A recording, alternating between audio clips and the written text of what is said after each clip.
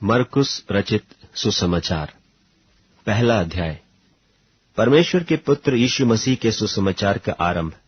जैसे यशायाह भविष्यद्वक्ता की पुस्तक में लिखा है कि देख, मैं अपने दूत को तेरे आगे भेजता हूं, जो तेरे लिए मार्ग सुधारेगा। जंगल में एक पुकारने वाले का शब्द सुनाई दे रहा है कि प्रभु का मार्ग तैयार करो और उसकी सड़कें सीधी करो। यूहन्ना आया, जो जंगल में बपतिस्मा देता और पापों की क्षमा के लिए मन फिराव के बपतिस्मा का प्रचार करता था, और सारे यहूदिया देश के और यरूशलेम के सब रहने वाले निकलकर उसके पास गए और अपने पापों को मानकर यरदन नदी में उससे बपतिस्मा लिया। यूहन्ना ऊंट के रोम का वस्त्र पहने और अपनी कमर में चमड़े का पटका बांधे रहता था, और टिड्डियां और बन मधु खाया करता था, और यह प्रचार करता था कि मेरे बाद वह आने वाला है जो मुझसे शक्तिमान है। मैं इस योग्य नहीं कि झुककर उसके जूतों का बंध खोलूं। मैंने तो तुम्हें पानी से बपतिस्मा दिया है, पर वह तुम्हें पवित्र आत्मा से बपतिस्मा देगा। उन दिनों में यीशु ने गलील के नासरत से आकर यरदन में यूहन्ना से बपतिस्मा लिया, और जब वह पानी से निकलकर ऊपर आया तो तुरंत उसने आकाश को खुलते और आत्मा को कबूतर की नाई अपने ऊपर उतरते देखा, और यह आकाशवाणी हुई कि तू मेरा प्रिय पुत्र है, तुझसे मैं प्रसन्न हूं। तब आत्मा ने तुरंत उसको जंगल की ओर भेजा, और जंगल में 40 दिन तक शैतान ने उसकी परीक्षा की, और वह वन पशुओं के साथ रहा, और स्वर्गदूत उसकी सेवा करते रहे। यूहन्ना के पकड़वाए जाने के बाद यीशु ने गलील में आकर परमेश्वर के राज्य का सुसमाचार प्रचार किया और कहा, समय पूरा हुआ है और परमेश्वर का राज निकट आ गया है। मन फिराओ और सुसमाचार पर विश्वास करो।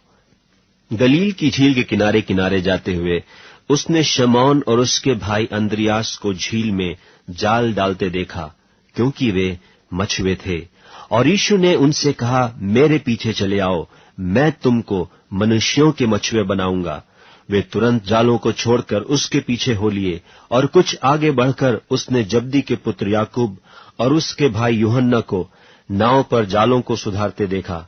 उसने तुरंत उन्हें बुलाया, और वे अपने पिता जब्दी को मजदूरों के साथ नाव पर छोड़कर उसके पीछे चले गए। और वे कफरनहूम में आए, और वह तुरंत सब्त के दिन सभा के घर में जाकर उपदेश करने लगा। और लोग उसके उपदेश से चकित हुए, क्योंकि वह उन्हें शास्त्रियों की नाई नहीं, परंतु अधिकारी की नाई उपदेश देता था। और उसी समय उनकी सभा के घर में एक मनुष्य था जिसमें एक अशुद्ध आत्मा थी। उसने चिल्लाकर कहा, हे यीशु नासरी, हमें तुझसे क्या काम? क्या तू हमें नाश करने आया है? मैं तुझे जानता हूं, तू कौन है? परमेश्वर का पवित्र जन। यीशु ने उसे डांट कर कहा, चुप रह और उसमें से निकल जा। तब अशुद्ध आत्मा उसको मरोड़कर और बड़े शब्द से चिल्लाकर उसमें से निकल गई। इस पर सब लोग आश्चर्य करते हुए आपस में वाद विवाद करने लगे कि यह क्या बात है? यह तो कोई नया उपदेश है। वह अधिकार के साथ अशुद्ध आत्माओं को भी आज्ञा देता है, और वे उसकी आज्ञा मानती हैं। सो उसका नाम तुरंत गलील के आसपास के सारे देश में हर जगह फैल गया। और वह तुरंत आराधनालय में से निकलकर याकूब और यूहन्ना के साथ शमौन और अंद्रियास के घर आया। और शमौन की सास ज्वर से पीड़ित थी, और उन्होंने तुरंत उसके विषय में उससे कहा। तब उसने पास जाकर उसका हाथ पकड़ के उसे उठाया, और उसका ज्वर उस पर से उतर गया, और वह उनकी सेवा टहल करने लगी। संध्या के समय जब सूर्य डूब गया तो लोग सब बीमारों को और उन्हें जिनमें दुष्टात्माएं थीं उसके पास लाए, और सारा नगर द्वार पर इकट्ठा हुआ। और उसने बहुतों को जो नाना प्रकार की बीमारियों से दुखी थे चंगा किया, और बहुत से दुष्टात्माओं को निकाला, और दुष्टात्माओं को बोलने न दिया, क्योंकि वे उसे पहचानती थीं। और भोर को दिन निकलने से बहुत पहले वह उठकर निकला और एक जंगली स्थान में गया और वहां प्रार्थना करने लगा। तब शमौन और उसके साथी उसकी खोज में गए। जब वह मिला तो उससे कहा कि सब लोग तुझे ढूंढ रहे हैं।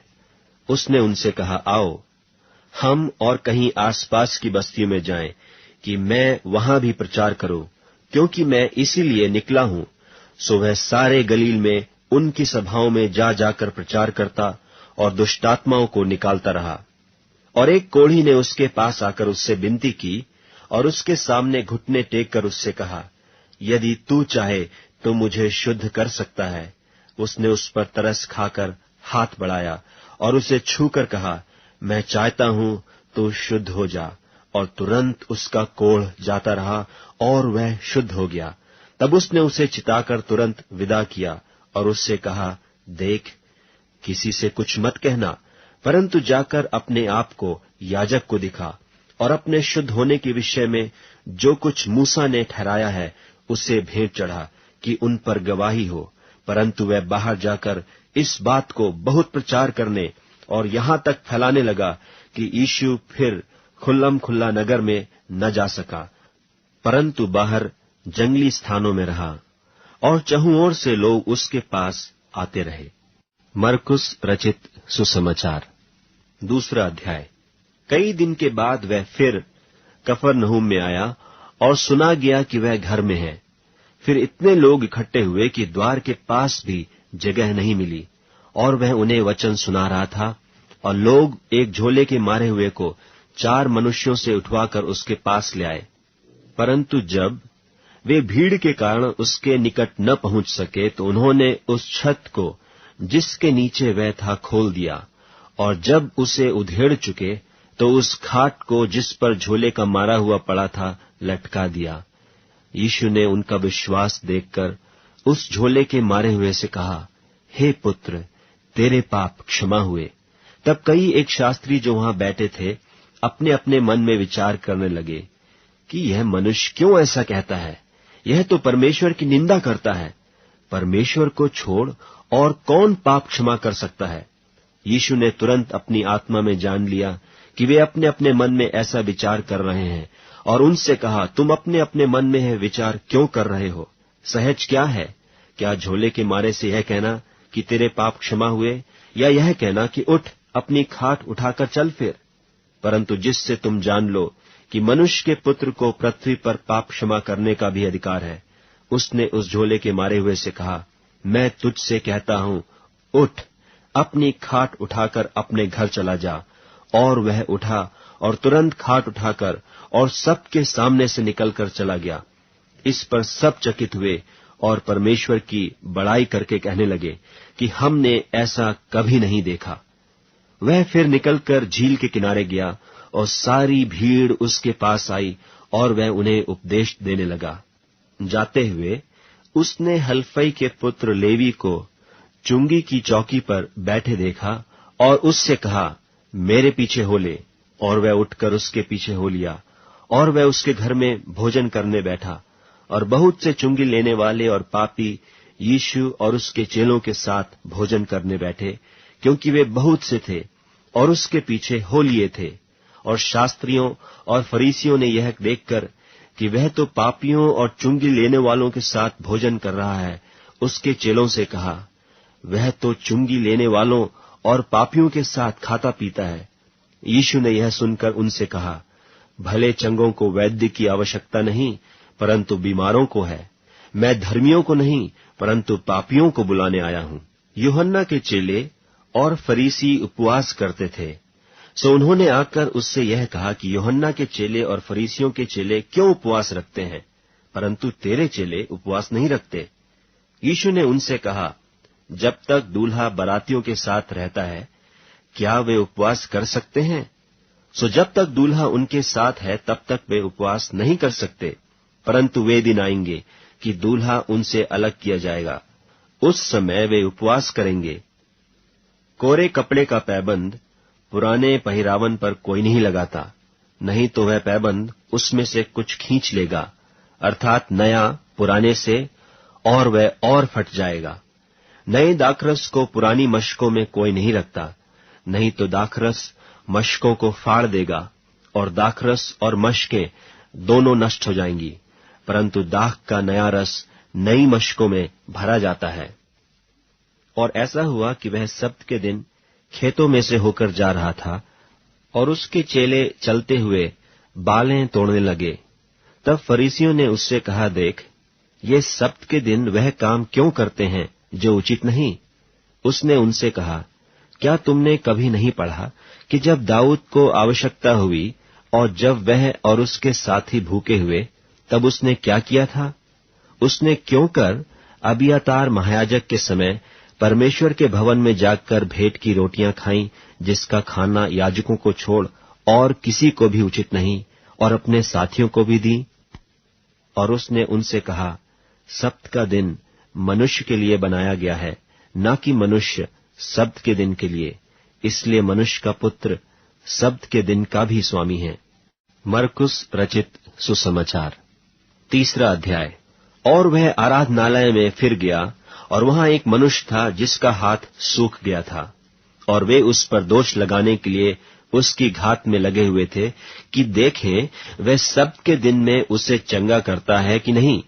उसने सूखे हाथ वाले मनुष्य से कहा, बीच में खड़ा हो, और उनसे कहा, क्या सब्त के दिन भला करना उचित है या बुरा करना, प्राण को बचाना या मारना? पर वे चुप रहे। और उसने उनके मन की कठोरता से उदास होकर उनको क्रोध से चारों ओर देखा, और उस मनुष्य से कहा, अपना हाथ बढ़ा। उसने बढ़ाया, और उसका हाथ अच्छा हो गया। तब फरीसी बाहर जाकर तुरंत हेरोदियों के साथ उसके विरोध में सम्मति करने लगे कि उसे किस प्रकार नाश करें। और यीशु अपने चेलों के साथ झील की ओर चला गया, और गलील से एक बड़ी भीड़ उसके पीछे हो ली, और यहूदिया और यरूशलेम और इदूमिया से और यरदन के पार और सूर और सैदा के आसपास से एक बड़ी भीड़ यह सुनकर कि वह कैसे अचंभे के काम करता है, उसके पास आई। और उसने अपने चेलों से कहा, भीड़ के कारण एक छोटी नाव मेरे लिए तैयार रहे, ताकि वे मुझे दबा न सकें, क्योंकि उसने बहुतों को चंगा किया था। इसलिए जितने लोग रोग से ग्रसित थे, उसे छूने के लिए उस पर गिरे पड़ते थे। और अशुद्ध आत्माएं भी जब उसे देखती थीं, तो उसके आगे गिर पड़ती थीं और चिल्लाकर कहती थीं कि तू परमेश्वर का पुत्र है। और उसने उन्हें बहुत चिताया कि मुझे प्रकट न करना। फिर वह पहाड़ पर चढ़ गया, और जिन्हें वह चाहता था उन्हें अपने पास बुलाया, और वे उसके पास चले आए। तब उसने 12 पुरुषों को नियुक्त किया कि वे उसके साथ साथ रहें, और वह उन्हें भेजे कि प्रचार करें और दुष्टात्माओं को निकालने का अधिकार रखें।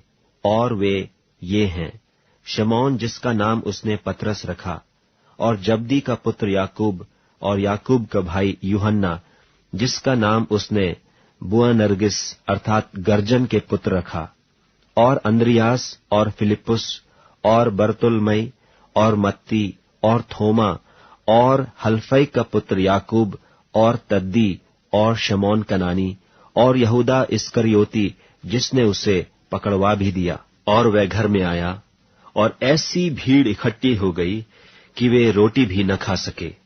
जब उसके कुटुंबियों ने यह सुना तो उसे पकड़ने के लिए निकले, क्योंकि कहते थे कि उसका चित्त ठिकाने नहीं है।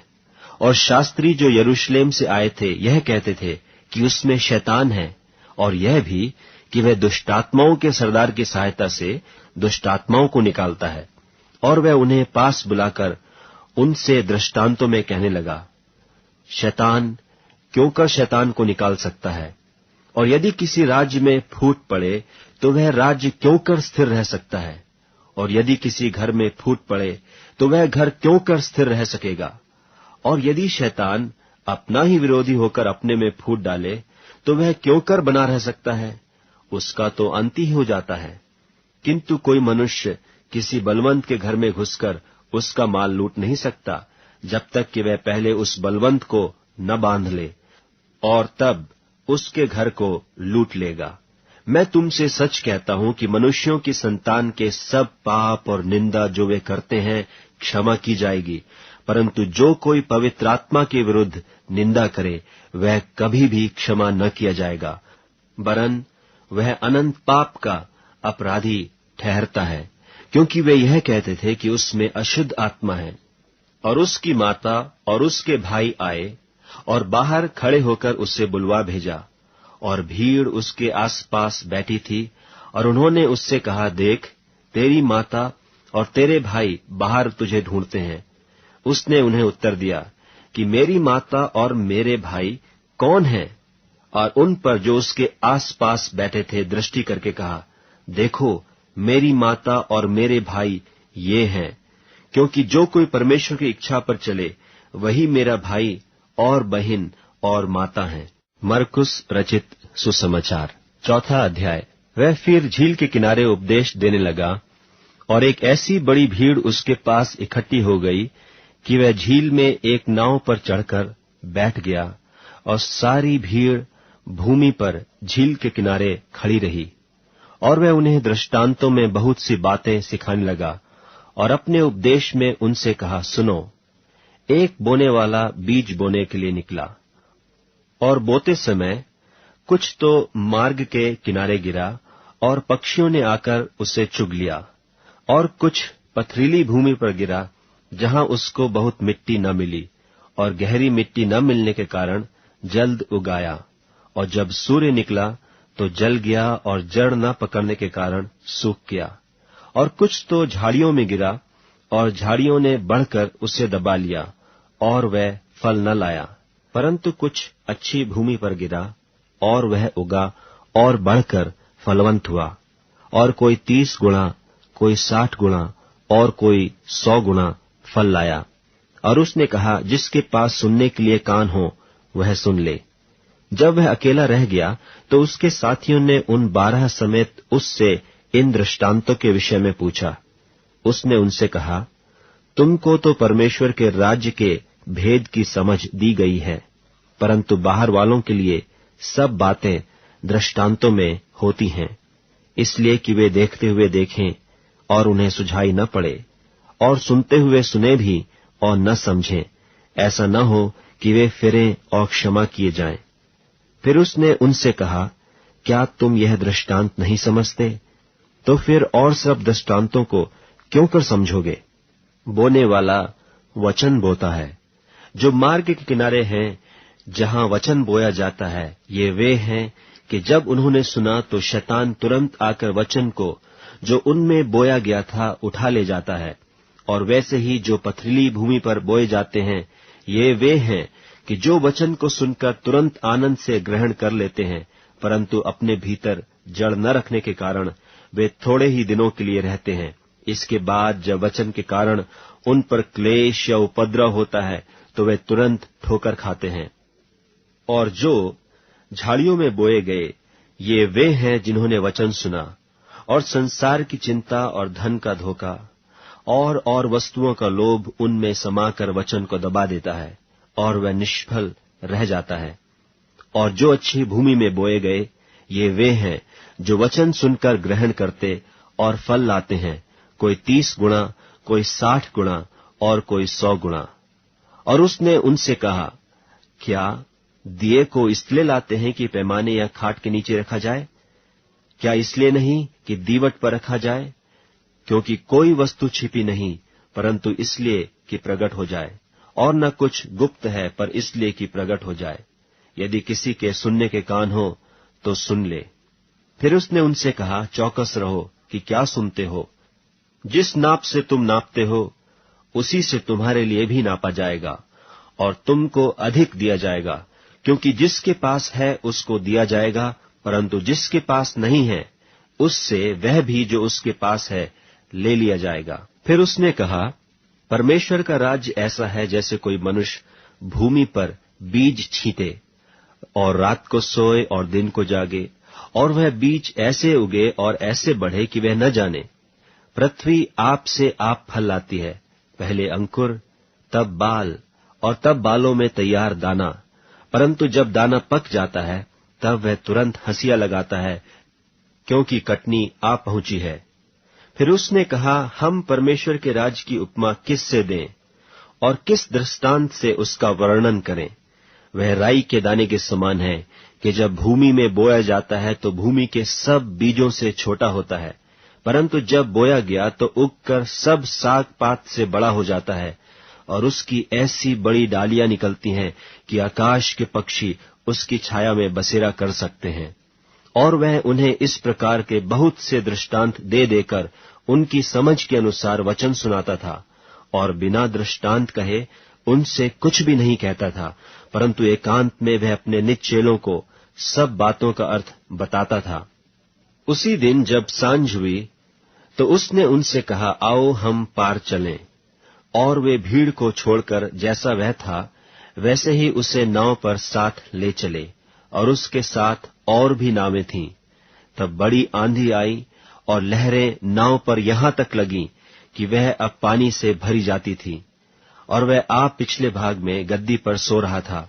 तब उन्होंने उसे जगाकर उससे कहा, हे गुरु, क्या तुझे चिंता नहीं कि हम नाश हुए जाते हैं?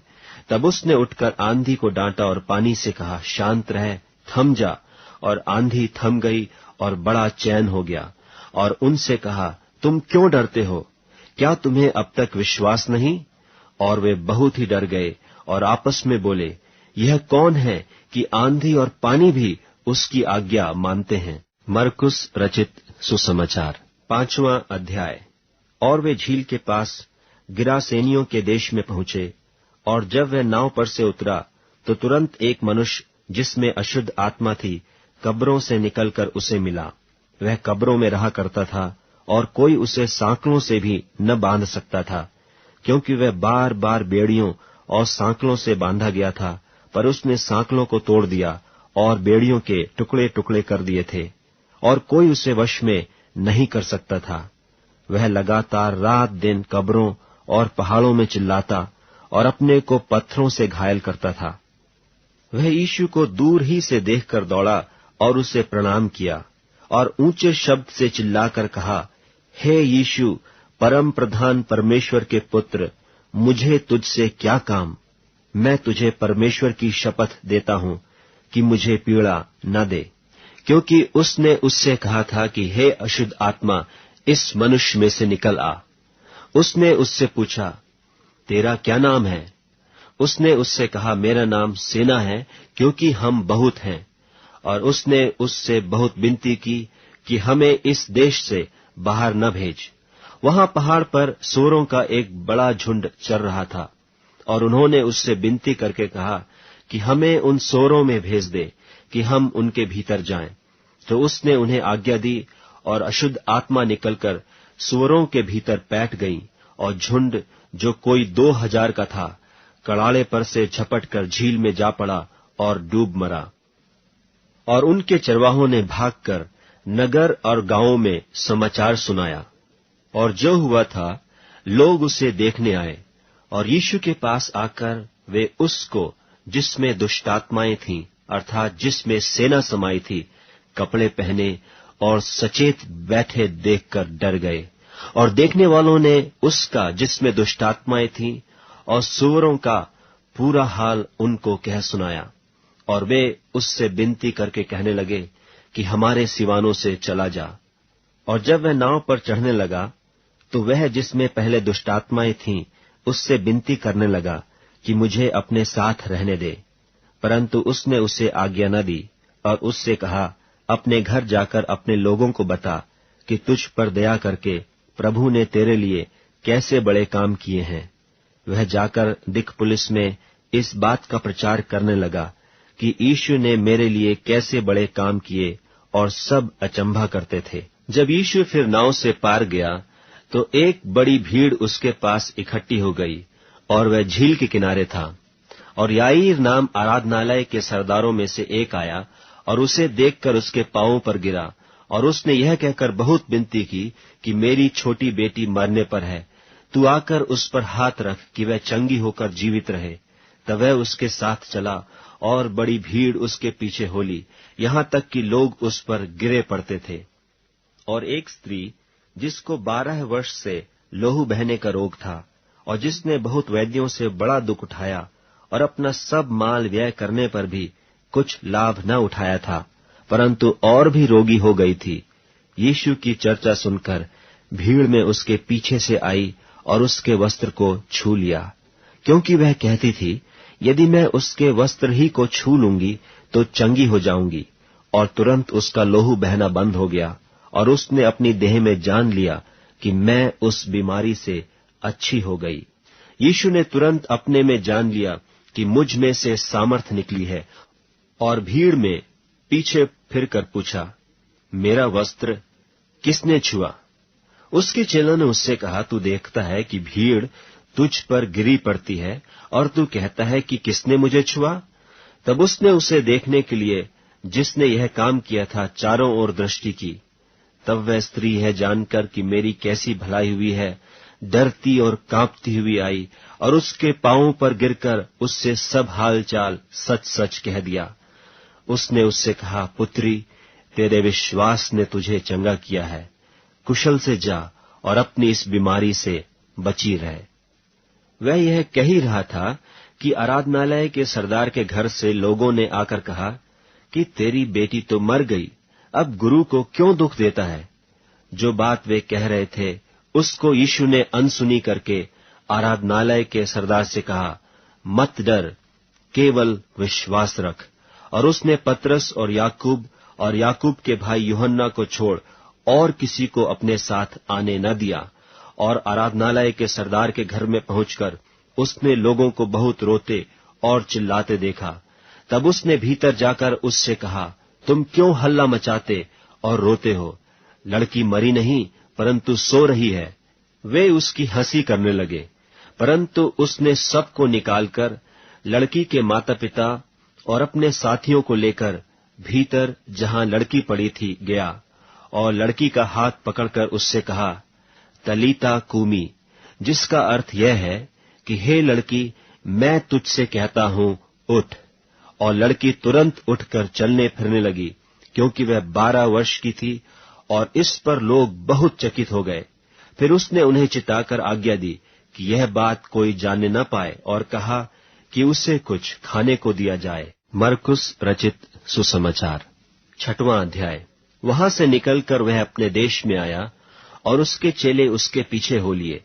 सब्त के दिन वह आराधनालय में उपदेश करने लगा और बहुत लोग सुनकर चकित हुए और कहने लगे, इसको ये बातें कहां से आ गईं? और यह कौन सा ज्ञान है जो उसको दिया गया है? और कैसे सामर्थ के काम इसके हाथों से प्रकट होते हैं? क्या यह वही बढ़ई नहीं जो मरियम का पुत्र और याकूब और योसेस और यहूदा और शमौन का भाई है? और क्या उसकी बहनें यहां हमारे बीच में नहीं रहती? इसलिए उन्होंने उसके विषय में ठोकर खाई। यीशु ने उनसे कहा कि भविष्यद्वक्ता अपने देश और अपने कुटुंब और अपने घर को छोड़ और कहीं भी निरादर नहीं होता। और वह वहां कोई सामर्थ का काम न कर सका, केवल थोड़े बीमारों पर हाथ रखकर उन्हें चंगा किया। और उसने उनके अविश्वास पर आश्चर्य किया और चारों ओर के गांवों में उपदेश करता फिरा। और वह 12 को अपने पास बुलाकर उन्हें 2-2 करके भेजने लगा और उन्हें अशुद्ध आत्माओं पर अधिकार दिया। और उसने उन्हें आज्ञा दी कि मार्ग के लिए लाठी छोड़ और कुछ न लो, न तो रोटी, न झोली, न पटके में पैसे, परंतु जूतियां पहनो और 2-2 कुर्ते न पहनो। और उसने उनसे कहा, जहां कहीं तुम किसी घर में उतरो तो जब तक वहां से विदा न हो तब तक उसी में ठहरे रहो। जिस स्थान के लोग तुम्हें ग्रहण न करें और तुम्हारी न सुने, वहां से चलते ही अपने तलवों की धूल झाड़ डालो कि उन पर गवाही हो। और उन्होंने जाकर प्रचार किया कि मन फिराओ, और बहुतेरे दुष्टात्माओं को निकाला और बहुत बीमारों पर तेल मलकर उन्हें चंगा किया। और हेरोदेस राजा ने उसकी चर्चा सुनी, क्योंकि उसका नाम फैल गया था, और उससे कहा कि यूहन्ना बपतिस्मा देने वाला मरे हुओं में से जी उठा है, इसीलिए उससे ये सामर्थ के काम प्रकट होते हैं। और औरों ने कहा, यह एलिया है, परंतु औरों ने कहा, भविष्यद्वक्ता या भविष्यद्वक्ताओं में से किसी एक के समान है। हेरोदेस ने यह सुनकर कहा, जिस यूहन्ना का सिर मैंने कटवाया था वह जी उठा है।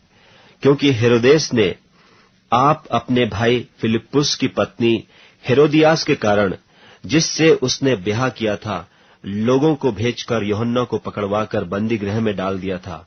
क्योंकि यूहन्ना ने हेरोदेस से कहा था कि अपने भाई की पत्नी को रखना तुझे उचित नहीं।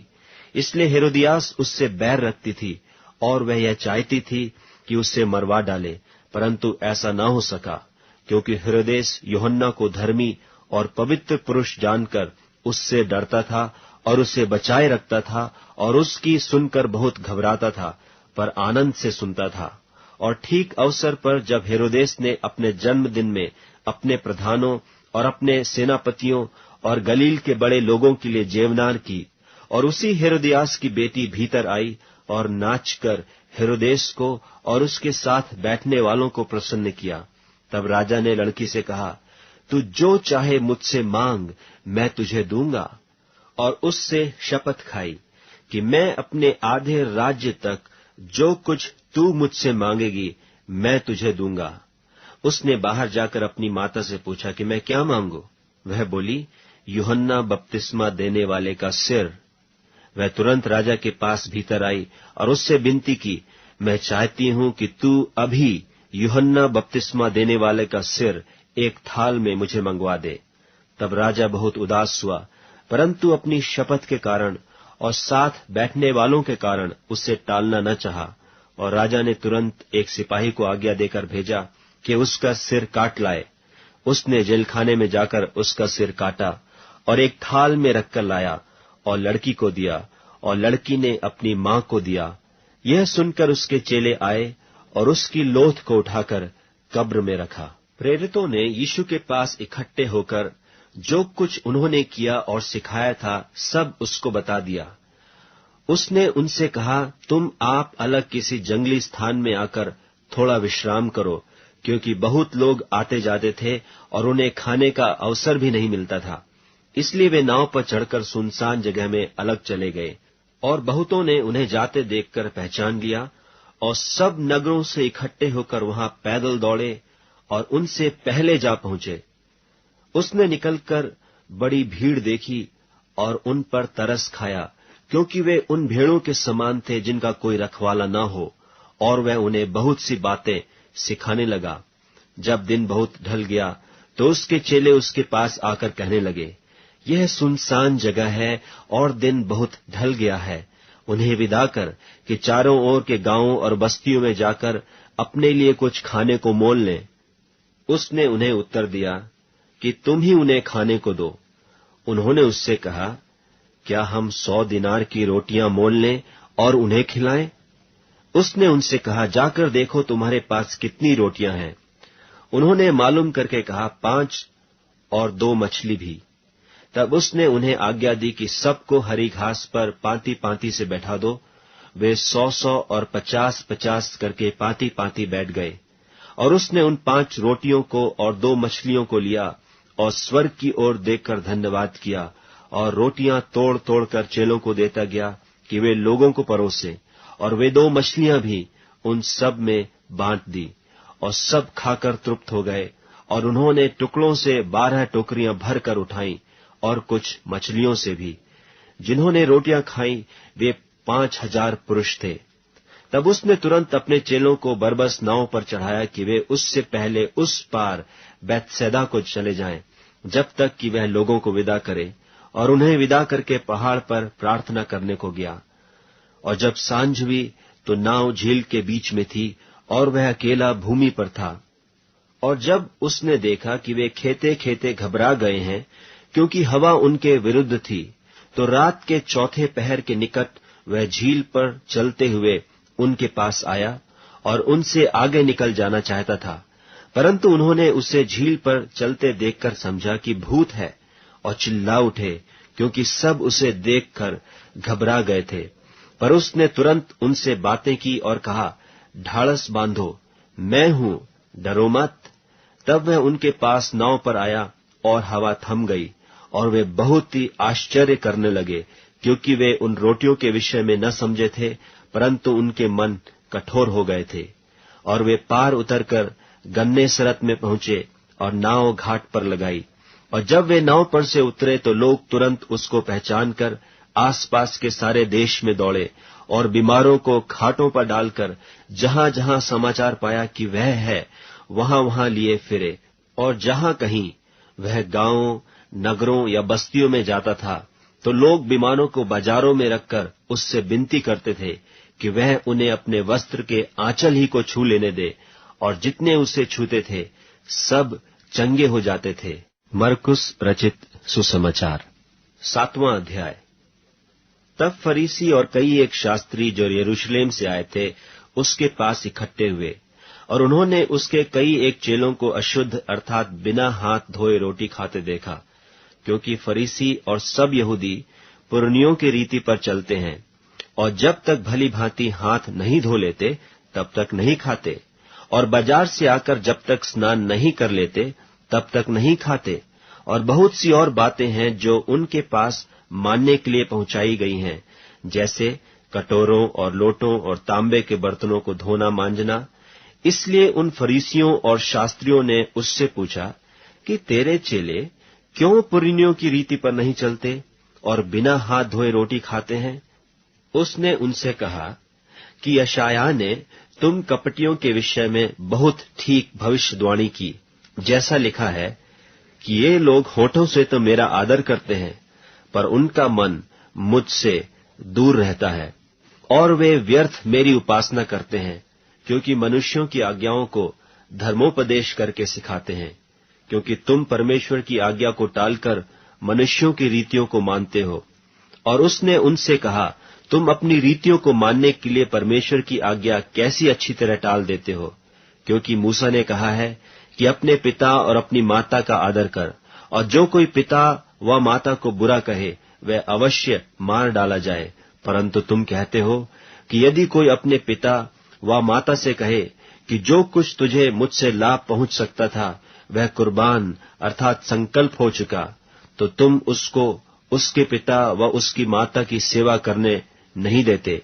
इस प्रकार तुम अपनी रीतियों से जिन्हें तुमने ठहराया है परमेश्वर का वचन टाल देते हो, और ऐसे ऐसे बहुत से काम करते हो। और उसने लोगों को अपने पास बुलाकर उनसे कहा, तुम सब मेरी सुनो और समझो। ऐसी तो कोई वस्तु नहीं जो मनुष्य में बाहर से समाकर अशुद्ध करे, परंतु जो वस्तुएं मनुष्य के भीतर से निकलती हैं वे ही उसे अशुद्ध करती हैं। यदि किसी के सुनने के कान हो तो सुन ले। जब वह भीड़ के पास से घर में गया तो उसके चेलों ने इस दृष्टांत के विषय में उससे पूछा। उसने उनसे कहा, क्या तुम भी ऐसा ना समझो? क्या तुम नहीं समझते कि जो वस्तु बाहर से मनुष्य के भीतर जाती है वह उसे अशुद्ध नहीं कर सकती, क्योंकि वह उसके मन में नहीं परंतु पेट में जाती है और संडास में निकल जाती है। यह कहकर उसने सब भोजन वस्तुओं को शुद्ध ठहराया। फिर उसने कहा, जो मनुष्य में से निकलता है वही मनुष्य को अशुद्ध करता है, क्योंकि भीतर से अर्थात मनुष्य के मन से बुरी बुरी चिंता, व्यभिचार, चोरी, हत्या, परस्त्री गमन, लोभ, दुष्टता, छल, लुचपन, कुदृष्टि, निंदा, अभिमान और मूर्खता निकलती हैं। ये सब बुरी बातें भीतर ही से निकलती हैं और मनुष्य को अशुद्ध करती हैं। फिर वह वहां से उठकर सूर और सैदा के देशों में आया और एक घर में गया और चाहता था कि कोई न जाने, परंतु वह छिप न सका। और तुरंत एक स्त्री जिसकी छोटी बेटी में अशुद्ध आत्मा थी उसकी चर्चा सुनकर आई और उसके पांवों पर गिरी। यह यूनानी और सरूफीनी की जाति की थी, और उसने उससे विनती की कि मेरी बेटी में से दुष्ट आत्मा निकाल दे। उसने उससे कहा, पहले लड़कों को तृप्त होने दे, क्योंकि लड़कों की रोटी लेकर कुत्तों के आगे डालना उचित नहीं है। उसने उसको उत्तर दिया कि सच है प्रभु, तो भी कुत्ते भी तो मेज के नीचे बालकों की रोटी का चूर चार खा लेते हैं। उसने उससे कहा, इस बात के कारण चली जा, दुष्टात्मा तेरी बेटी में से निकल गई है। और उसने अपने घर आकर देखा कि लड़की खाट पर पड़ी है और दुष्टात्मा निकल गई है। फिर वह सूर और सैदा के देशों से निकलकर दिकपुलिस देश से होता हुआ गलील की झील पर पहुंचा, और लोगों ने एक बहरे को जो हकला भी था उसके पास लाकर उससे विनती की कि वह अपना हाथ उस पर रखे। तब वह उसको भीड़ से अलग ले गया और अपनी उंगलियां उसके कानों में डाली और थूक कर उसकी जीभ को छुआ और स्वर्ग की ओर देखकर आह भरी और उससे कहा, इफ़्फ़तह अर्थात खुल जा। और उसके कान खुल गए और उसकी जीभ की गांठ भी खुल गई और वह साफ साफ बोलने लगा। तब उसने उन्हें चिताया कि किसी से न कहना, परंतु जितना उसने उन्हें चिताया उतना ही वे और प्रचार करने लगे, और वे बहुत ही आश्चर्य में होकर कहने लगे, उसने जो कुछ किया सब अच्छा किया है। वह बहरों को सुनने की और गूंगों को बोलने की शक्ति देता है। मरकुस रचित सुसमाचार 8वां अध्याय। उन दिनों में जब फिर बड़ी भीड़ इकट्ठी हुई और उनके पास कुछ खाने को न था, तो उसने अपने चेलों को पास बुलाकर उनसे कहा, मुझे इस भीड़ पर तरस आता है, क्योंकि यह 3 दिन से बराबर मेरे साथ हैं और उनके पास कुछ भी खाने को नहीं। यदि मैं उन्हें भूखा घर भेज दूं, तो मार्ग में थक कर रह जाएंगे, क्योंकि इनमें से कोई कोई दूर से आए हैं। उसके चेलों ने उसको उत्तर दिया कि यहाँ जंगल में इतनी रोटी कोई कहाँ से लाए कि ये तृप्त हो। उसने उनसे पूछा, तुम्हारे पास रोटियां कितनी हैं? उन्होंने कहा, 7। तब उसने लोगों को भूमि पर बैठने की आज्ञा दी, और वे 7 रोटियां ली और धन्यवाद करके तोड़ी और अपने चेलों को देता गया कि वे उनके आगे रखें, और उन्होंने लोगों के आगे परोस दिया। उनके पास थोड़ी सी छोटी मछलियां भी थीं, और उसने धन्यवाद करके उन्हें भी लोगों के आगे रखने की आज्ञा दी। सो वे खाकर तृप्त हो गए और शेष टुकड़ों के 7 टोकरे भरकर उठाए, और लोग 4000 के लगभग थे। और उसने उनको विदा किया, और वह तुरंत अपने चेलों के साथ नाव पर चढ़कर दलमनूता देश को चला गया। फिर फरीसी निकलकर उससे वाद विवाद करने लगे और उसे जांचने के लिए उससे कोई स्वर्गीय चिन्ह मांगा। उसने अपनी आत्मा में आह मार कर कहा, इस समय के लोग क्यों चिन्ह ढूंढते हैं? मैं तुमसे सच कहता हूं कि इस समय के लोगों को कोई चिन्ह नहीं दिया जाएगा। और वह उन्हें छोड़कर फिर नाव पर चढ़ गया और पार चला गया। और वे रोटी लेना भूल गए थे, और नाव में उनके पास एक ही रोटी थी। और उसने उन्हें चिताया कि देखो, फरीसियों के खमीर और हेरोदेस के खमीर से चौकस रहो। वे आपस में विचार करके कहने लगे कि हमारे पास तो रोटी नहीं है। यह जानकर यीशु ने उनसे कहा, तुम क्यों आपस में यह विचार कर रहे हो कि हमारे पास रोटी नहीं? क्या अब तक नहीं जानते और नहीं समझते? क्या तुम्हारा मन कठोर हो गया है? क्या आंखें रखते हुए भी नहीं देखते और कान रखते हुए भी नहीं सुनते? और तुम्हें स्मरण नहीं कि जब मैंने 5000 के लिए 5 रोटी तोड़ी थीं, तो तुमने टुकड़ों की कितनी टोकरियां भरकर उठाई? उन्होंने उससे कहा, 12 टोकरियां। और जब 4000 के लिए 7 रोटी थी, तो तुमने टुकड़ों के कितने टोकरे भरकर उठाए थे? उन्होंने उससे कहा, 7 टोकरे। उसने उनसे कहा, क्या तुम अब तक नहीं समझते? और वे बेतसैदा में आए, और लोग एक अंधे को उसके पास ले आए और उससे विनती की कि उसको छुए। वह उस अंधे का हाथ पकड़कर उसे गांव के बाहर ले गया और उसकी आंखों में थूक कर उस पर हाथ रखे और उससे पूछा, क्या तू कुछ देखता है? उसने आंख उठाकर कहा, मैं मनुष्यों को देखता हूं, क्योंकि वे मुझे चलते हुए दिखाई देते हैं जैसे पेड़।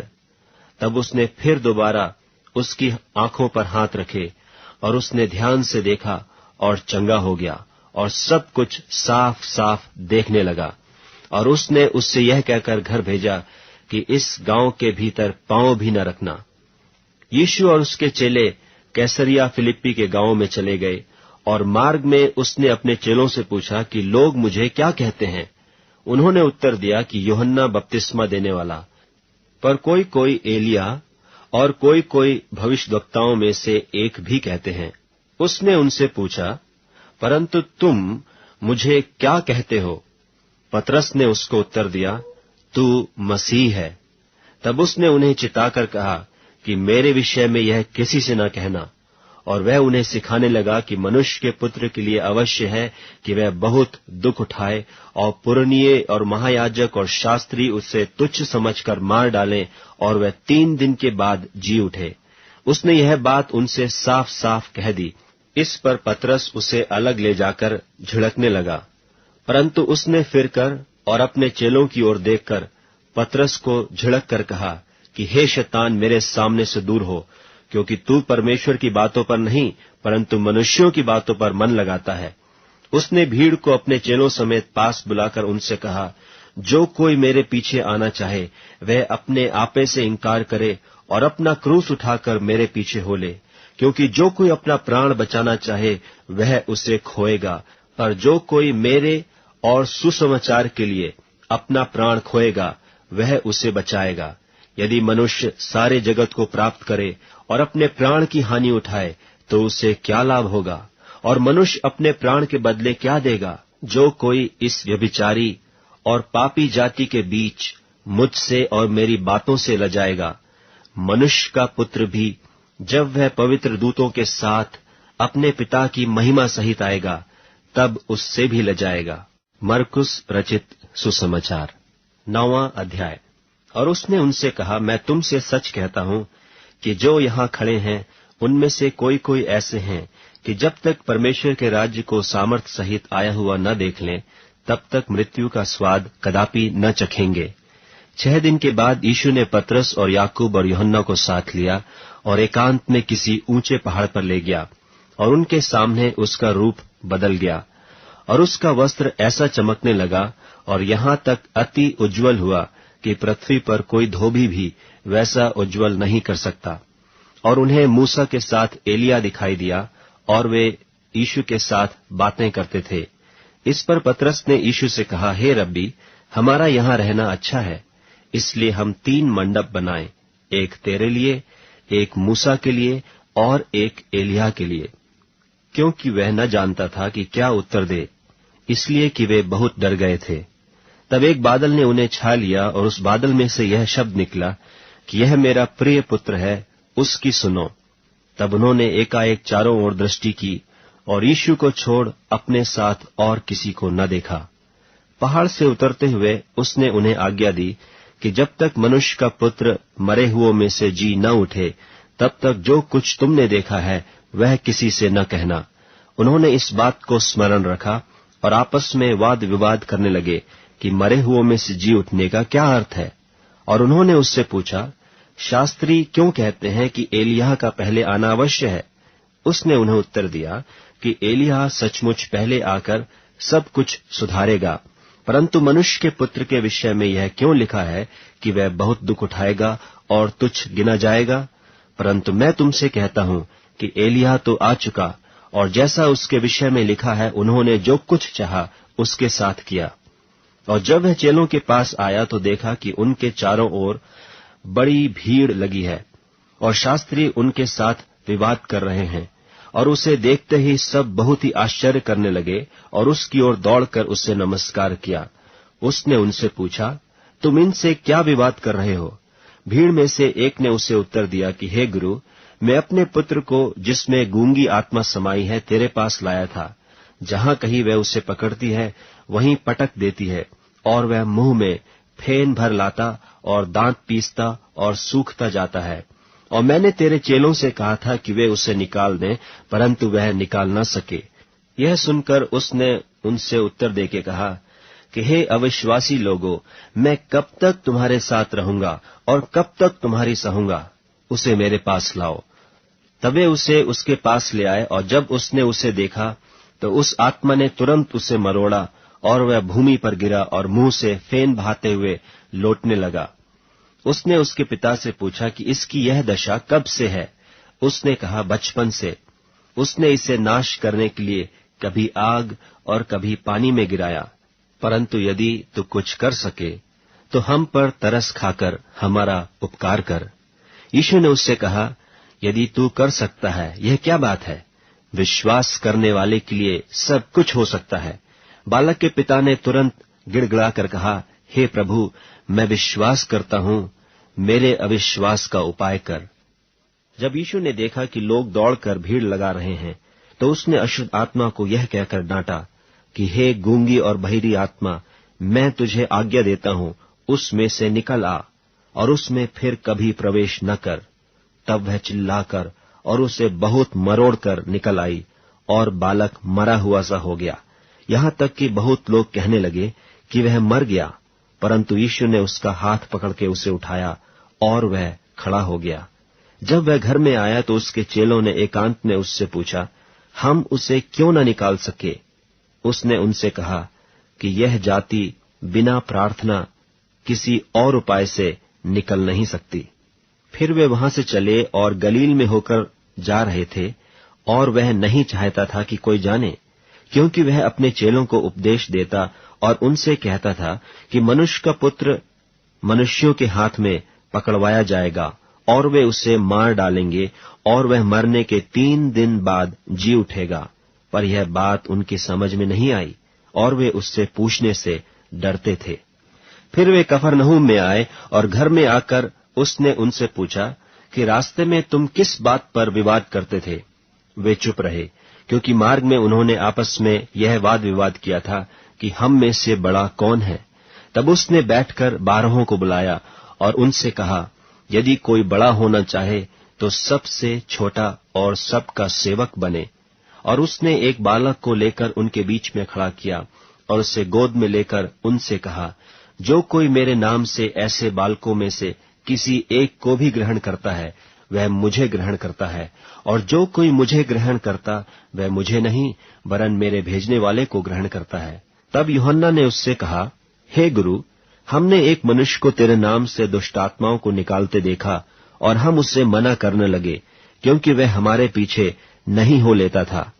यीशु ने कहा, उसको मत मना करो, क्योंकि ऐसा कोई नहीं जो मेरे नाम से सामर्थ का काम करे और जल्दी से मुझे बुरा कह सके, क्योंकि जो हमारे विरोध में नहीं वह हमारी ओर है। जो कोई एक कटोरा पानी तुम्हें इसलिए पिलाए कि तुम मसीह के हो, तो मैं तुमसे सच कहता हूं कि वह अपना प्रतिफल किसी रीति से न खोएगा। पर जो कोई इन छोटों में से जो मुझ पर विश्वास करते हैं किसी को ठोकर खिलाए, तो उसके लिए भला यह है कि एक बड़ी चक्की का पाट उसके गले में लटकाया जाए और वह समुद्र में डाल दिया जाए। यदि तेरा हाथ तुझे ठोकर खिलाए तो उससे काट डाल। टुंडा होकर जीवन में प्रवेश करना तेरे लिए इससे भला है कि 2 हाथ रहते हुए नरक के बीच उस आग में डाला जाए जो कभी बुझने की नहीं। और यदि तेरा पांव तुझे ठोकर खिलाए तो उससे काट डाल। लंगड़ा होकर जीवन में प्रवेश करना तेरे लिए इससे भला है कि 2 पांव रहते हुए नरक में डाला जाए। और यदि तेरी आंख तुझे ठोकर खिलाए तो उसे निकाल डाल।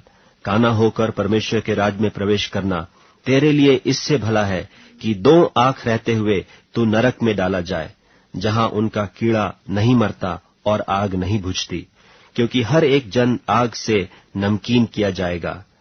नमक अच्छा है, पर यदि नमक की नमकीनी जाती रहे तो उससे किससे स्वादित करोगे?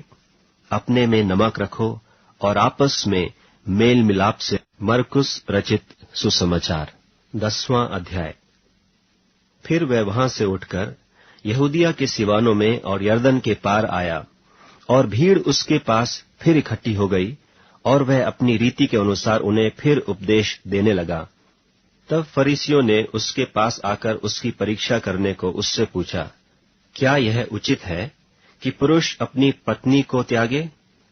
उसने उनको उत्तर दिया कि मूसा ने तुम्हें क्या आज्ञा दी है? उन्होंने कहा, मूसा ने त्याग पत्र लिखने और त्यागने की आज्ञा दी है। यीशु ने उनसे कहा कि तुम्हारे मन की कठोरता के कारण उसने तुम्हारे लिए यह आज्ञा लिखी, पर सृष्टि के आरंभ से परमेश्वर ने नर और नारी करके उनको बनाया है। इस कारण मनुष्य अपने माता पिता से अलग होकर अपनी पत्नी के साथ रहेगा, और वे दोनों एक तन होंगे। इसलिए वे अब 2 नहीं पर एक तन हैं। इसलिए जिसे परमेश्वर ने जोड़ा है उसे मनुष्य अलग न करे। और घर में चेलों ने इसके विषय में उससे फिर पूछा। उसने उनसे कहा, जो कोई अपनी पत्नी को त्याग कर दूसरी से ब्याह करे तो वह उस पहली के विरोध में व्यभिचार करता है। और यदि पत्नी अपने पति को छोड़कर दूसरे से ब्याह करे तो वह व्यभिचार करती है। और यदि पत्नी अपने पति को छोड़कर दूसरे से ब्याह करे तो वह व्यभिचार करती है। फिर लोग बालकों को उसके पास लाने लगे कि वह उन पर हाथ रखे, पर चेलों ने उनको डांटा। यीशु ने यह देख क्रुद्ध होकर उनसे कहा, बालकों को मेरे पास आने दो और उन्हें मना न करो, क्योंकि परमेश्वर का राज्य ऐसों ही का है। मैं तुमसे सच कहता हूं कि जो कोई परमेश्वर के राज्य को बालक की नाई ग्रहण न करे, वह उसमें कभी प्रवेश करने न पाएगा।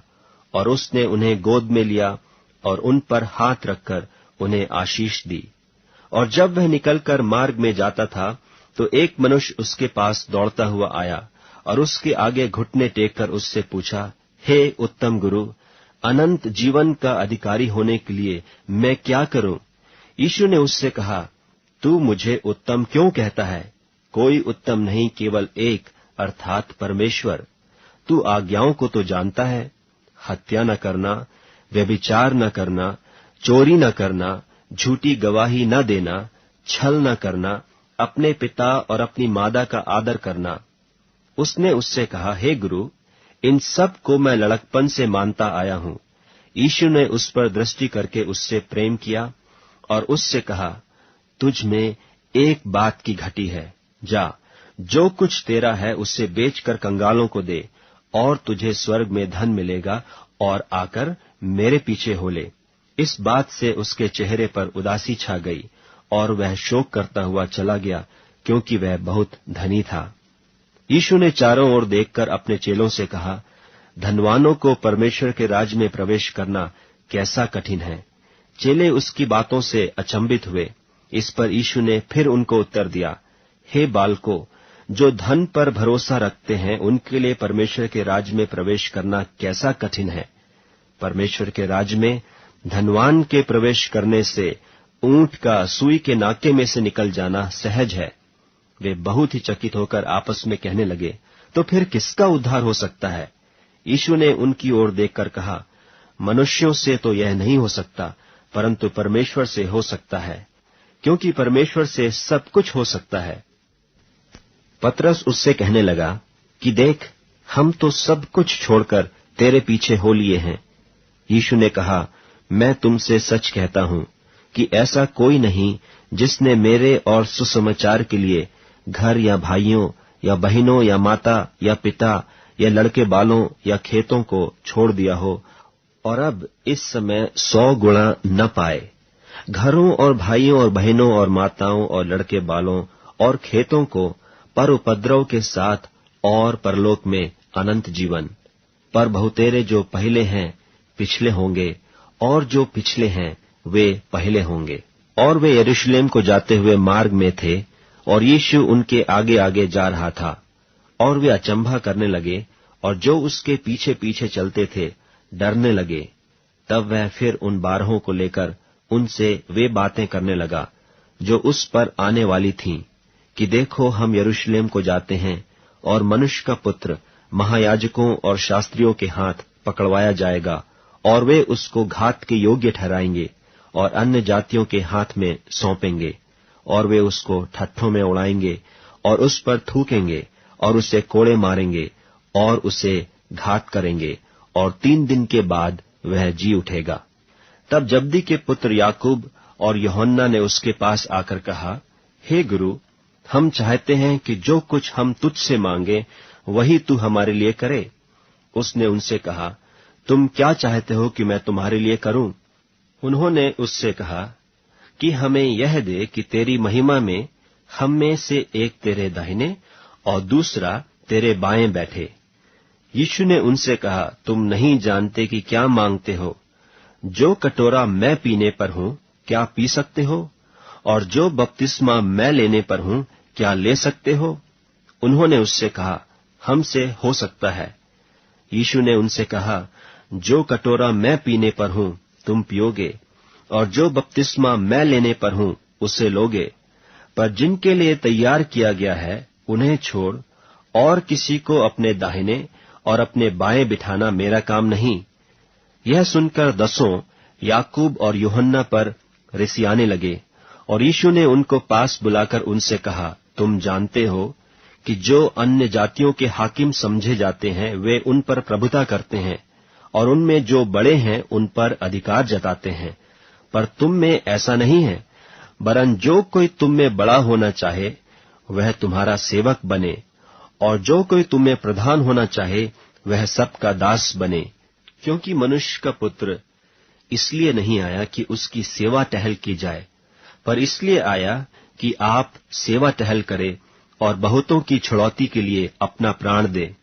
और वे यरीहो में आए, और जब वह और उसके चेले और एक बड़ी भीड़ यरीहो से निकलती थी, तो तिमाई का पुत्र बरतिमाई, एक अंधा भिखारी, सड़क के किनारे बैठा था। वह यह सुनकर कि यीशु नासरी है, पुकार पुकार कर कहने लगा कि हे दाऊद की संतान यीशु, मुझ पर दया कर।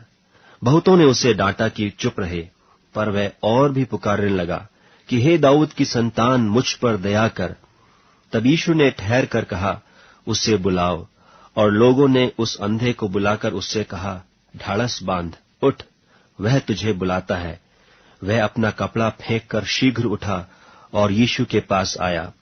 इस पर यीशु ने उससे कहा, तू क्या चाहता है कि मैं तेरे लिए करूं?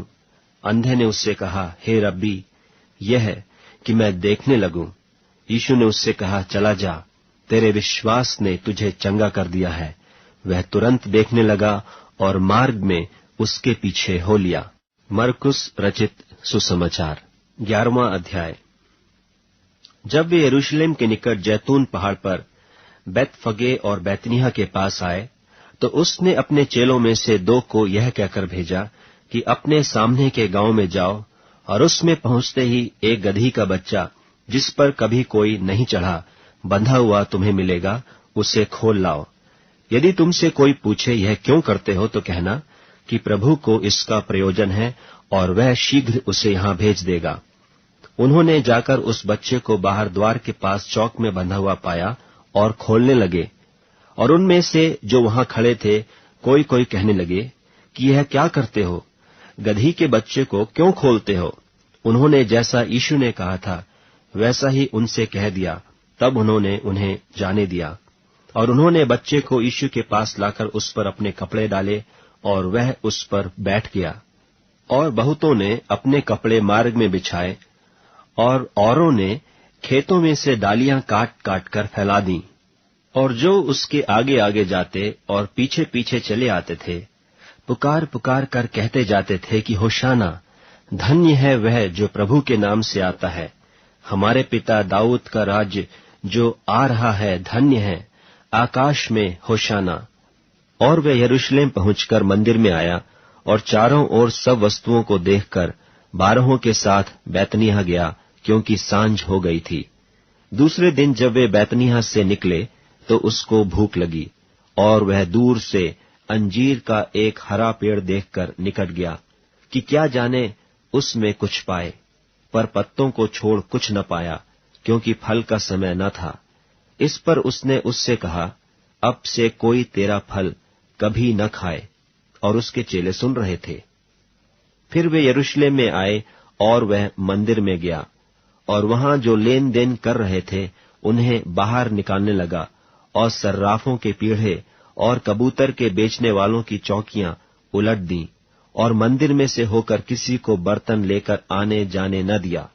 और उपदेश करके उनसे कहा, क्या यह नहीं लिखा है कि मेरा घर सब जातियों के लिए प्रार्थना का घर कहलाएगा? पर तुमने इसे डाकुओं की खो बना दी है।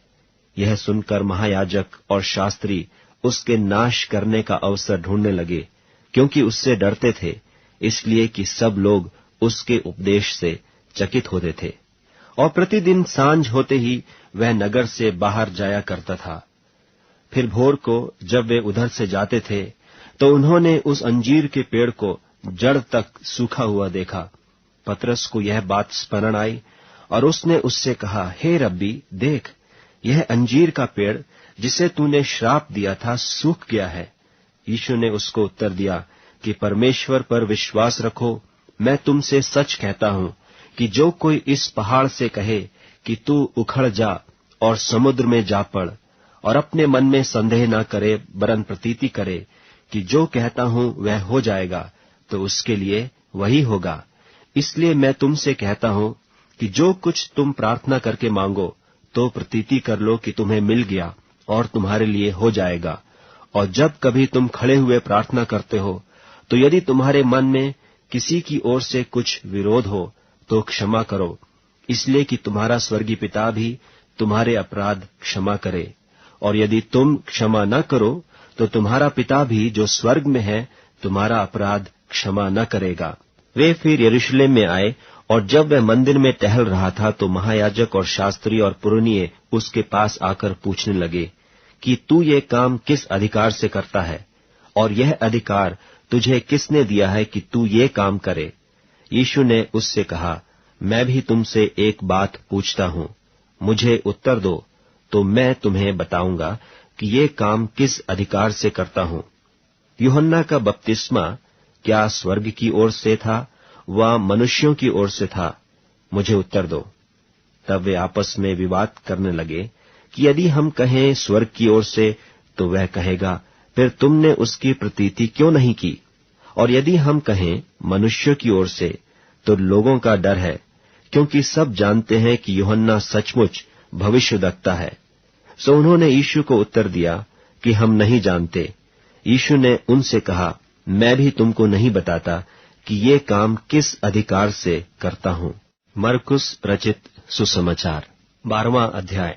फिर वह दृष्टांत में उनसे बातें करने लगा कि किसी मनुष्य ने दाख की बारी लगाई और उसके चारों ओर बाड़ा बांधा और रस का कुंड खोदा और गुम्मट बनाया और किसानों को उसका ठीका देकर परदेश चला गया। फिर फल के मौसम में उसने किसानों के पास एक दास को भेजा कि किसान से दाख की बारी के फलों का भाग ले, पर उन्होंने उसे पकड़कर पीटा और छूछे हाथ लौटा दिया। फिर उसने एक और दास को उनके पास भेजा और उन्होंने उसका सिर फोड़ डाला और उसका अपमान किया। फिर उसने एक और को भेजा और उन्होंने उसे मार डाला। तब उसने और बहुतों को भेजा, उनमें से उन्होंने कितनों को पीटा और कितनों को मार डाला। अब एक ही रह गया था जो उसका प्रिय पुत्र था। अंत में उसने उसे भी उनके पास यह सोचकर भेजा कि वे मेरे पुत्र का आदर करेंगे। पर उन किसानों ने आपस में कहा, यही तो वारिस है, आओ हम उसे मार डालें, तब मिरास हमारी हो जाएगी। और उन्होंने उसे पकड़कर मार डाला और दाख की बारी के बाहर फेंक दिया। इसलिए दाख की बारी का स्वामी क्या करेगा? वह आकर उन किसानों को नाश करेगा और दाख की बारी औरों को दे देगा। क्या तुमने पवित्र शास्त्र में यह वचन नहीं पढ़ा कि जिस पत्थर को राजमिस्त्रियों ने निकम्मा ठहराया था, वही कोने का सिरा हो गया? यह प्रभु की ओर से हुआ और हमारी दृष्टि में अद्भुत है। तब उन्होंने उसे पकड़ना चाहा, क्योंकि समझ गए थे कि उसने हमारे विरोध में यह दृष्टांत कहा है। पर वे लोगों से डरे और उसे छोड़कर चले गए। तब उन्होंने उसे बातों में फंसाने के लिए कई एक फरीसियों और हेरोदियों को उसके पास भेजा, और उन्होंने आकर उससे कहा, हे गुरु, हम जानते हैं कि तू सच्चा है और किसी की परवाह नहीं करता, क्योंकि तू मनुष्यों का मुंह देखकर बातें नहीं करता, परंतु परमेश्वर का मार्ग सच्चाई से बताता है। तो क्या कैसर को कर देना उचित है कि नहीं? हम दें या न दें? उसने उनका कपट जानकर उनसे कहा, मुझे क्यों परखते हो? 1 दिनार मेरे पास लाओ कि मैं देखूं। वे ले आए और उसने उनसे कहा, यह मूर्ति और नाम किसका है? उन्होंने कहा, कैसर का। यीशु ने उनसे कहा, जो कैसर का है वह कैसर को, और जो परमेश्वर का है परमेश्वर को दो। तब वे उस पर बहुत अचंभा करने लगे। फिर सदूकियों ने भी, जो कहते हैं कि मरे हुओं का जी उठना है ही नहीं, उसके पास आकर उससे पूछा कि हे गुरु, मूसा ने हमारे लिए लिखा है कि यदि किसी का भाई बिना संतान मर जाए और उसकी पत्नी रह जाए तो उसका भाई उसकी पत्नी को ब्याह ले और अपने भाई के लिए वंश उत्पन्न करे। 7 भाई थे। पहला भाई ब्याह करके बिना संतान मर गया। तब दूसरे भाई ने उस स्त्री को ब्याह लिया और बिना संतान मर गया, और वैसे ही तीसरे ने भी, और 7 से संतान न हुई। सबके पीछे वह स्त्री भी मर गई। सो जी उठने पर वह उनमें से किसकी पत्नी होगी, क्योंकि वह 7 की पत्नी हो चुकी थी।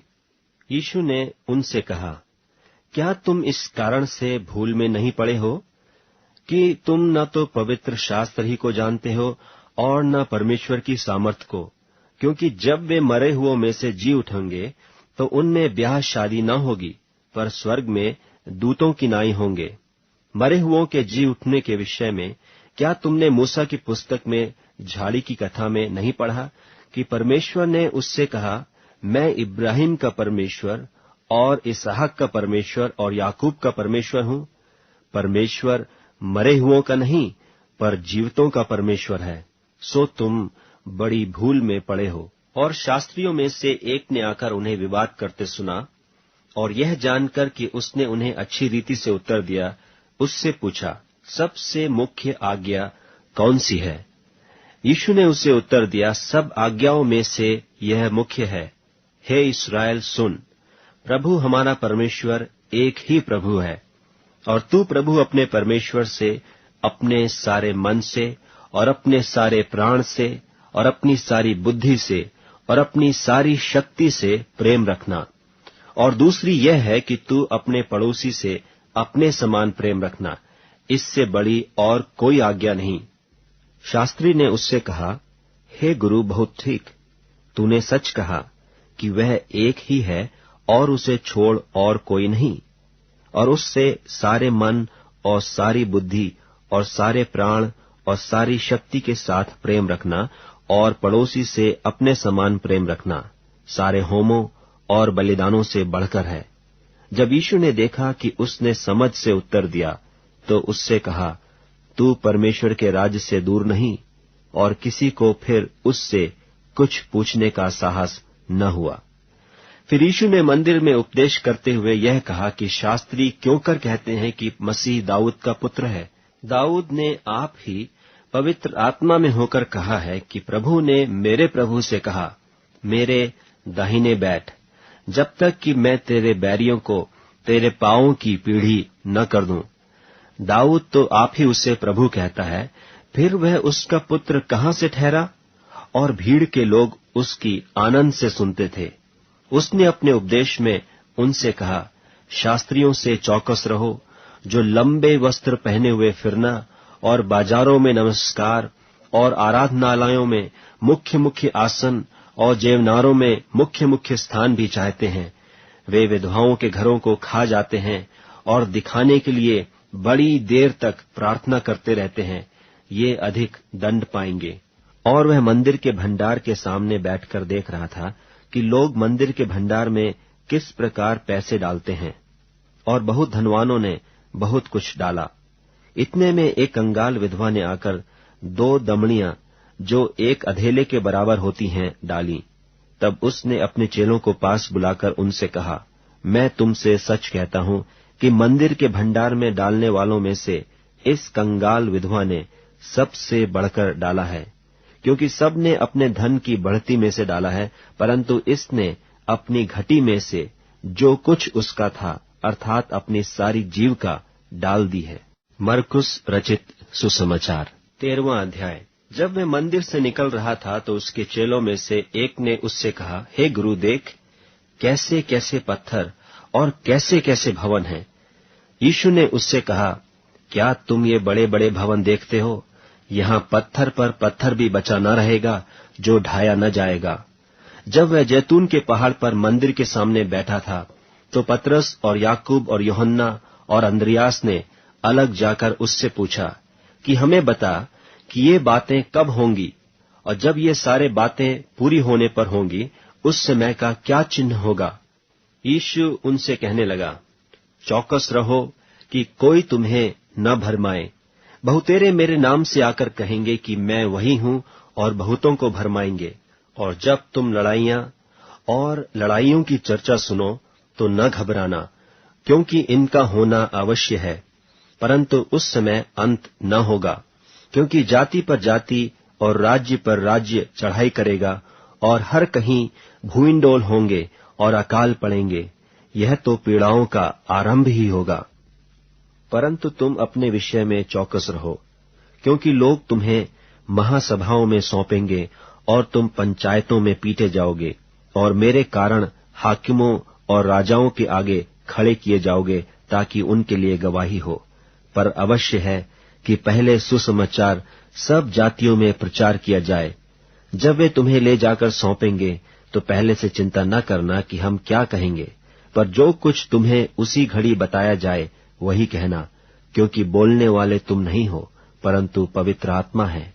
और भाई को भाई और पिता को पुत्र घात के लिए सौंपेंगे, और लड़के बाले माता पिता के विरोध में उठकर उन्हें मरवा डालेंगे, और मेरे नाम के कारण सब लोग तुमसे बैर करेंगे, पर जो अंत तक धीरज धरे रहेगा उसी का उद्धार होगा। सो जब तुम उस उजाड़ने वाली घृणित वस्तु को जहां उचित नहीं वहां खड़ी देखो, पढ़ने वाला समझ ले, तब जो यहूदिया में हो वे पहाड़ों पर भाग जाएं, जो कोठे पर हो वह अपने घर से कुछ लेने को नीचे न उतरे और न भीतर जाए, और जो खेत में हो वह अपना कपड़ा लेने के लिए पीछे न लौटे।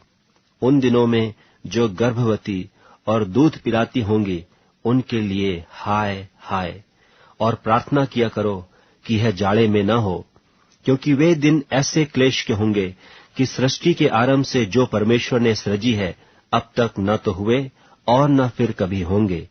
और यदि प्रभु इन दिनों को न घटाता तो कोई प्राणी भी न बचता, परंतु उन चुने हुओं के कारण जिनको उसने चुना है उन दिनों को घटाया। उस समय यदि कोई तुमसे कहे देखो मसीह यहाँ है या देखो वहां है, तो प्रतीति न करना, क्योंकि झूठे मसीह और झूठे भविष्यद्वक्ता उठ खड़े होंगे और चिन्ह और अद्भुत काम दिखाएंगे, कि यदि हो सके तो चुने हुओं को भी भरमा दें। पर तुम चौकस रहो, देखो मैंने तुम्हें सब बातें पहले ही से कह दी हैं। उन दिनों में उस क्लेश के बाद सूरज अंधेरा हो जाएगा और चांद प्रकाश न देगा, और आकाश से तारागण गिरने लगेंगे और आकाश की शक्तियां हिलाई जाएंगी। तब लोग मनुष्य के पुत्र को बड़ी सामर्थ और महिमा के साथ बादलों में आते देखेंगे। उस समय वह अपने दूतों को भेजकर पृथ्वी के इस छोर से आकाश की उस छोर तक चारों दिशा से अपने चुने हुए लोगों को इकट्ठे करेगा। अंजीर के पेड़ से यह दृष्टांत सीखो, जब उसकी डाली कोमल हो जाती और पत्ते निकलने लगते हैं तो तुम जान लेते हो कि ग्रीष्म काल निकट है। इसी रीति से जब तुम इन बातों को होते देखो तो जान लो कि वह निकट है, वरन द्वार ही पर है। मैं तुमसे सच कहता हूँ कि जब तक ये सब बातें न हो लेंगी तब तक यह लोग जाते न रहेंगे। आकाश और पृथ्वी टल जाएंगे, परंतु मेरी बातें कभी न टलेंगी। उस दिन या उस घड़ी के विषय में कोई नहीं जानता, न स्वर्ग के दूत और न पुत्र, परंतु केवल पिता। देखो, जागते और प्रार्थना करते रहो, क्योंकि तुम नहीं जानते कि वह समय कब आएगा। यह उस मनुष्य की सी दशा है जो परदेश जाते समय अपना घर छोड़ जाए और अपने दासों को अधिकार दे और हर एक को उसका काम जता दे और द्वारपाल को जागते रहने की आज्ञा दे। इसलिए जागते रहो, क्योंकि तुम नहीं जानते कि घर का स्वामी कब आएगा, सांझ को या आधी रात को या मुर्ग के बांग देने के समय या भोर को। ऐसा न हो कि वह अचानक आकर तुम्हें सोते पाए। और जो मैं तुमसे कहता हूँ वही सबसे कहता हूँ, जागते रहो। मरकुस रचित सुसमाचार 14वां अध्याय। 2 दिन के बाद फसह और अख़मीरी रोटी का पर्व होने वाला था, और महायाजक और शास्त्री इस बात की खोज में थे कि उसे क्यों कर छल से पकड़कर मार डालें, परंतु कहते थे कि पर्व के दिन नहीं, कहीं ऐसा न हो कि लोगों में बलवा मचे। जब वे बैतनिय्याह में शमौन कौड़ी के घर भोजन करने बैठा हुआ था, तब एक स्त्री संगमरमर के पात्र में जटामांसी का बहुमूल्य शुद्ध इत्र लेकर आई और पात्र तोड़कर इत्र को उसके सिर पर उंडेला। परंतु कोई कोई अपने मन में रिसियाकर कहने लगे, इस इत्र को क्यों सत्यानाश किया गया, क्योंकि यह इत्र तो 300 दिनार से अधिक मूल्य में बेचकर कंगालों को बांटा जा सकता था। और वे उसको झिड़कने लगे। यीशु ने कहा, उसे छोड़ दो, उसे क्यों सताते हो, उसने तो मेरे साथ भलाई की है। कंगाल तुम्हारे साथ सदा रहते हैं और तुम जब चाहो तब उनसे भलाई कर सकते हो, पर मैं तुम्हारे साथ सदा न रहूंगा। जो कुछ वह कर सकी उसने किया। उसने मेरे गाड़े जाने की तैयारी में पहले से मेरी देह पर इत्र मला है। मैं तुमसे सच कहता हूं कि सारे जगत में जहां कहीं सुसमाचार प्रचार किया जाएगा, वहां उसके इस काम की चर्चा भी उसके स्मरण में की जाएगी। तब यहूदा इस्करियोती, जो 12 में से एक था, महायाजकों के पास गया कि उसे उनके हाथ पकड़वा दे। वे यह सुनकर आनंदित हुए और उसको रुपये देना स्वीकार किया और यह अवसर ढूंढने लगा कि उसे किस प्रकार पकड़वा दे। अख़मीरी रोटी के पर्व के पहले दिन, जिसमें वे फसह का बलिदान करते थे, उसके चेलों ने उससे पूछा, तू कहाँ चाहता है कि हम जाकर तेरे लिए फसह खाने की तैयारी करें? उसने अपने चेलों में से 2 को यह कहकर भेजा कि नगर में जाओ और एक मनुष्य जल का घड़ा उठाए हुए तुम्हें मिलेगा, उसके पीछे हो लेना, और वह जिस घर में जाए उस घर के स्वामी से कहना, गुरु कहता है कि मेरी पाहुनशाला जिसमें मैं अपने चेलों के साथ फसह खाऊं कहाँ है?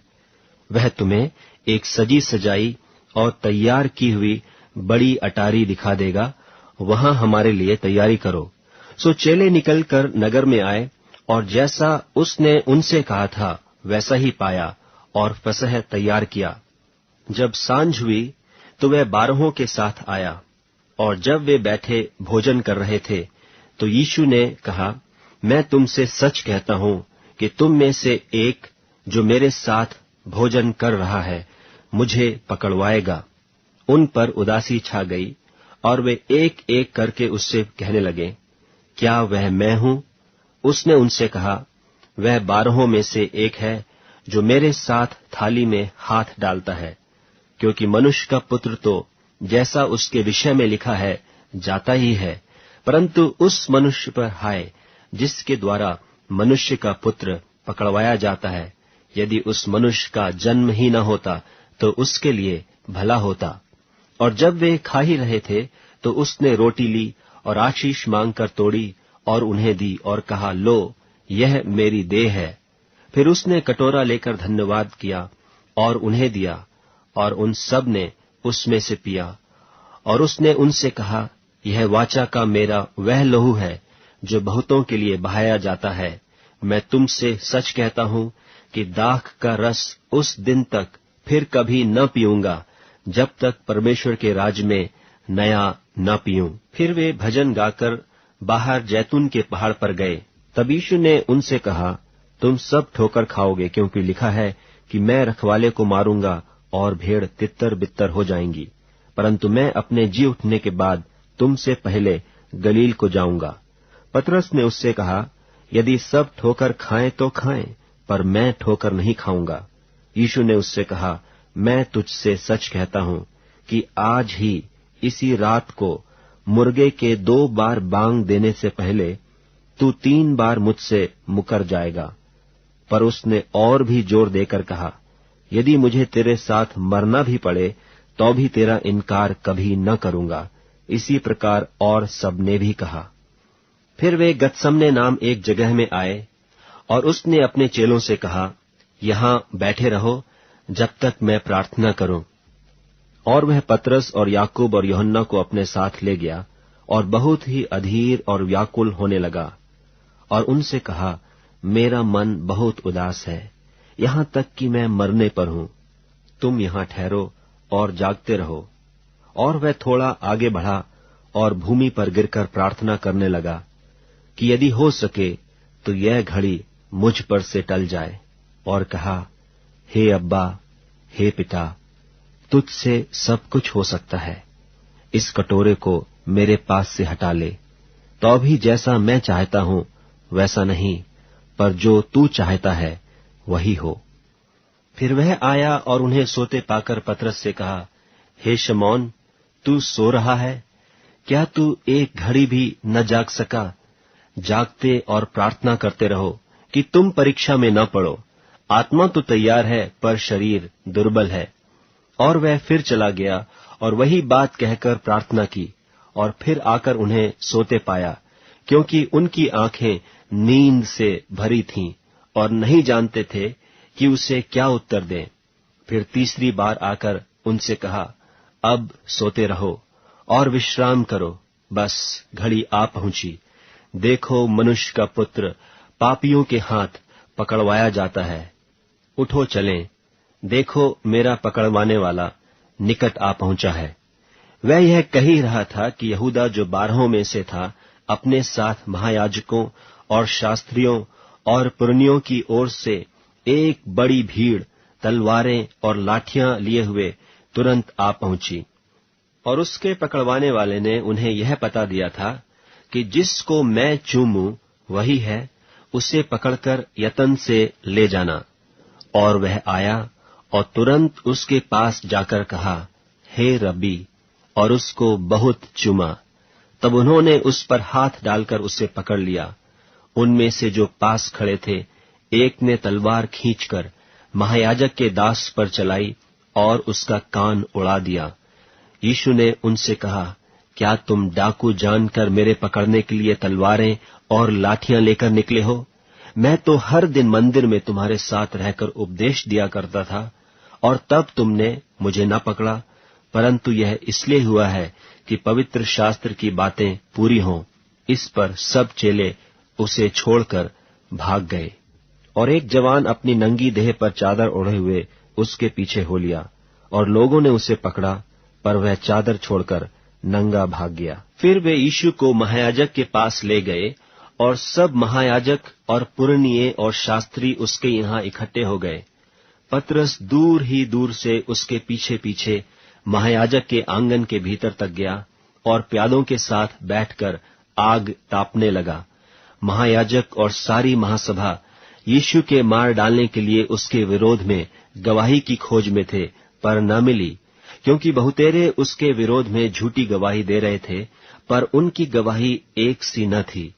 तब कितनों ने उठकर उस पर यह झूठी गवाही दी कि हमने इसे यह कहते सुना है कि मैं इस हाथ के बनाए हुए मंदिर को ढा दूंगा और 3 दिन में दूसरा बनाऊंगा जो हाथ से न बना हो।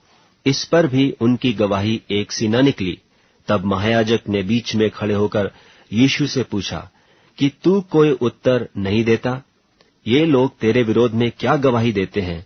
परंतु वह मौन साधे रहा और कुछ उत्तर न दिया।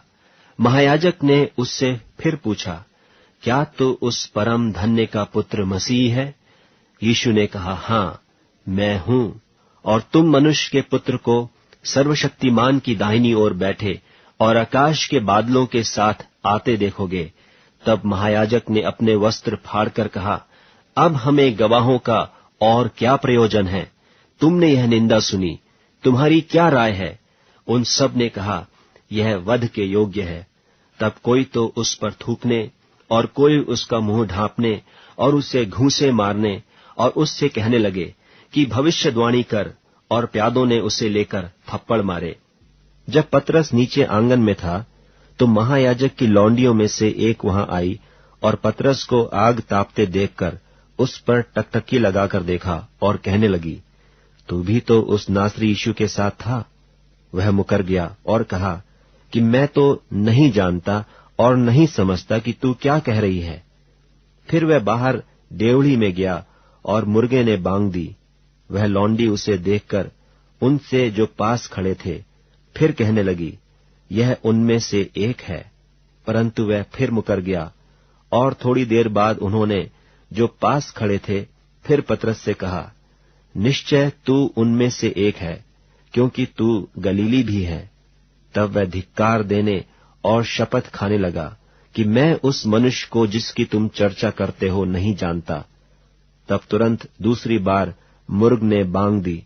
पतरस को वह बात जो यीशु ने उससे कही थी स्मरण आई कि मुर्ग के 2 बार बांग देने से पहले तू 3 बार मेरा। मरकुस रचित सुसमाचार 15वां अध्याय। और भोर होते ही तुरंत महायाजकों और पुरनियों और शास्त्रियों ने वरन सारी महासभा ने सलाह करके यीशु को बंधवाया और उसे ले जाकर पिलातुस के हाथ सौंप दिया। और पिलातुस ने उससे पूछा, क्या तू यहूदियों का राजा है? उसने उसको उत्तर दिया कि तू आप ही कह रहा है। और महायाजक उस पर बहुत बातों का दोष लगा रहे थे। पिलातुस ने उससे फिर पूछा, क्या तू कुछ उत्तर नहीं देता? देख, ये तुझ पर कितनी बातों का दोष लगाते हैं। यीशु ने फिर कुछ उत्तर नहीं दिया, यहां तक कि पिलातुस को बड़ा आश्चर्य हुआ। और वह उस पर्व में किसी एक बंधुए को जिसे वे चाहते थे उनके लिए छोड़ दिया करता था। और बरअब्बा नाम का एक मनुष्य उन बलवाइयों के साथ बंधुआ था जिन्होंने बलवे में हत्या की थी। और भीड़ ऊपर जाकर उससे विनती करने लगी कि जैसा तू हमारे लिए करता आया है वैसा ही कर। पिलातुस ने उनको यह उत्तर दिया, क्या तुम चाहते हो कि मैं तुम्हारे लिए यहूदियों के राजा को छोड़ दूं? क्योंकि वह जानता था कि महायाजकों ने उसे डाह से पकड़वाया था। परंतु महायाजकों ने लोगों को उभारा कि वह बरअब्बा ही को उनके लिए छोड़ दे। यह सुन पिलातुस ने उनसे फिर पूछा, तो जिसे तुम यहूदियों का राजा कहते हो उसको मैं क्या करूं? वे फिर चिल्लाए कि उसे क्रूस पर चढ़ा दे। पिलातुस ने उनसे कहा, क्यों? इसने क्या बुराई की है? परंतु वे और भी चिल्लाए कि उसे क्रूस पर चढ़ा दे। तब पिलातुस ने भीड़ को प्रसन्न करने की इच्छा से बरअब्बा को उनके लिए छोड़ दिया और यीशु को कोड़े लगवाकर सौंप दिया कि क्रूस पर चढ़ाया जाए। और सिपाही उसे किले के भीतर के आंगन में ले गए, जो प्रिटोरियन कहलाता है, और सारी पलटन को बुला लाए। और उन्होंने उसे बैंजनी वस्त्र पहनाया और कांटों का मुकुट गूंथ कर उसके सिर पर रखा, और यह कहकर उससे नमस्कार करने लगे कि हे यहूदियों के राजा, नमस्कार। और वे उसके सिर पर सरकंडे मारते और उस पर थूकते और घुटने टेक कर उसे प्रणाम करते रहे। और जब वे उसका ठट्ठा कर चुके तो उस पर से बैंजनी वस्त्र उतारकर उसी के कपड़े पहनाए, और तब उसे क्रूस पर चढ़ाने के लिए बाहर ले गए। और सिकंदर और रूफुस का पिता शमौन नाम एक कुरेनी मनुष्य, जो गांव से आ रहा था, उधर से निकला। उन्होंने उसे बेगार में पकड़ा कि उसका क्रूस उठा ले चले। और वे उसे गुलगुता नाम जगह पर, जिसका अर्थ खोपड़ी की जगह है, लाए और उसे मुर्र मिला हुआ दाखरस देने लगे, परंतु उसने नहीं लिया। तब उन्होंने उसको क्रूस पर चढ़ाया और उसके कपड़ों पर चिट्ठियां डालकर कि किसको क्या मिले उन्हें बांट लिया। और पहर दिन चढ़ा था जब उन्होंने उसको क्रूस पर चढ़ाया, और उसका दोष पत्र लिखकर उसके ऊपर लगा दिया गया कि यहूदियों का राजा। और उन्होंने उसके साथ 2 डाकू, एक उसकी दाहिनी और एक उसकी बाईं ओर क्रूस पर चढ़ाए। तब धर्मशास्त्र का वह वचन कि वह अपराधियों के संग गिना गया पूरा हुआ। और मार्ग में जाने वाले सिर हिला हिलाकर और यह कहकर उसकी निंदा करते थे कि वाह, मंदिर के ढाने वाले और 3 दिन में बनाने वाले, क्रूस पर से उतरकर अपने आप को बचा ले। इसी रीति से महायाजक भी शास्त्रियों समेत आपस में ठट्ठे से कहते थे कि इसने औरों को बचाया और अपने को नहीं बचा सकता। इस्राएल का राजा मसीह अब क्रूस पर से उतर आए कि हम देखकर विश्वास करें। और जो उसके साथ क्रूसों पर चढ़ाए गए थे वे भी उसकी निंदा करते थे। और दोपहर होने पर सारे देश में अंधियारा छा गया और तीसरे पहर तक रहा। तीसरे पहर यीशु ने बड़े शब्द से पुकार कर कहा, इलोई इलोई लमा शबक्तनी, जिसका अर्थ यह है, हे मेरे परमेश्वर, हे मेरे परमेश्वर, तूने मुझे क्यों छोड़ दिया। जो पास खड़े थे उनमें से कितनों ने यह सुनकर कहा, देखो, यह एलिय्याह को पुकारता है। और एक ने दौड़कर स्पंज को सिरके में डुबोया और सरकंडे पर रखकर उसे चुसाया और कहा, ठहर जाओ, देखें कि एलिय्याह उसे उतारने के लिए आता है कि नहीं। तब यीशु ने बड़े शब्द से चिल्लाकर प्राण छोड़ दिए और मंदिर का पर्दा ऊपर से नीचे तक फटकर 2 टुकड़े हो गया। जो सूबेदार उसके सामने खड़ा था, जब उसे यूं चिल्लाकर प्राण छोड़ते हुए देखा तो उसने कहा, सचमुच यह मनुष्य परमेश्वर का पुत्र था। कई स्त्रियां भी दूर से देख रही थीं। उनमें मरियम मगदलीनी और छोटे याकूब की और योसेस की माता मरियम और शलोमी थीं। जब वह गलील में था तो ये उसके पीछे हो लेती थीं और उसकी सेवा टहल किया करती थीं। और भी बहुत सी स्त्रियां थीं जो उसके साथ यरूशलेम में आई थीं। जब संध्या हो गई तो इसलिए कि तैयारी का दिन था, जो सब्त के 1 दिन पहले होता है, अरमतिया का रहने वाला यूसुफ आया, जो प्रतिष्ठित मंत्री और आप भी परमेश्वर के राज्य की बाट जोहता था। वह याव करके पिलातुस के पास गया और यीशु की लोथ मांगी। पिलातुस ने आश्चर्य किया कि वह इतना शीघ्र मर गया और सूबेदार को बुलाकर पूछा कि क्या उसको मरे हुए देर हुई। सो जब सूबेदार के द्वारा हाल जान लिया तो लोथ यूसुफ को दिला दी। तब उसने एक पतली चादर मोल ली और लोथ को उतारकर उस चादर में लपेटा और एक कब्र में जो चट्टान में खोदी गई थी रखा और कब्र के द्वार पर एक पत्थर लुढ़का दिया। और मरियम मगदलीनी और योसेस की माता मरियम देख रही थीं कि वह कहाँ रखा गया है। मरकुस रचित सुसमाचार 16वां अध्याय। जब सब्त का दिन बीत गया तो मरियम मगदलीनी और याकूब की माता मरियम और शलोमी ने सुगंधित वस्तुएं मोल ली कि आकर उस पर मलें। और सप्ताह के पहले दिन बड़ी भोर जब सूरज निकला ही था वे कब्र पर आईं और आपस में कहती थीं कि हमारे लिए कब्र के द्वार पर से पत्थर कौन लुढ़काएगा। जब उन्होंने आंख उठाई तो देखा कि पत्थर लुढ़का हुआ है, क्योंकि वह बहुत ही बड़ा था। और कब्र के भीतर जाकर उन्होंने एक जवान को श्वेत वस्त्र पहने हुए दाहिनी ओर बैठे देखा और बहुत चकित हुई। उसने उनसे कहा, चकित मत हो, तुम यीशु नासरी को जो क्रूस पर चढ़ाया गया था ढूंढती हो। वह जी उठा है, यहाँ नहीं है। देखो, यही वह स्थान है जहाँ उन्होंने उसे रखा था। परंतु तुम जाओ और उसके चेलों और पतरस से कहो कि वह तुमसे पहले गलील को जाएगा, जैसा उसने तुमसे कहा था, तुम वहीं उसे देखोगे। और वे निकलकर कब्र से भाग गईं, क्योंकि कपकपी और घबराहट उन पर छा गई थी। और उन्होंने किसी से कुछ न कहा, क्योंकि डरती थीं। सप्ताह के पहले दिन भोर होते ही वह जी उठकर पहले पहल मरियम मगदलीनी को, जिसमें से उसने 7 दुष्टात्माएं निकाली थीं, दिखाई दिया। उसने जाकर उसके साथियों को, जो शोक में डूबे हुए थे और रो रहे थे, समाचार दिया। और उन्होंने यह सुन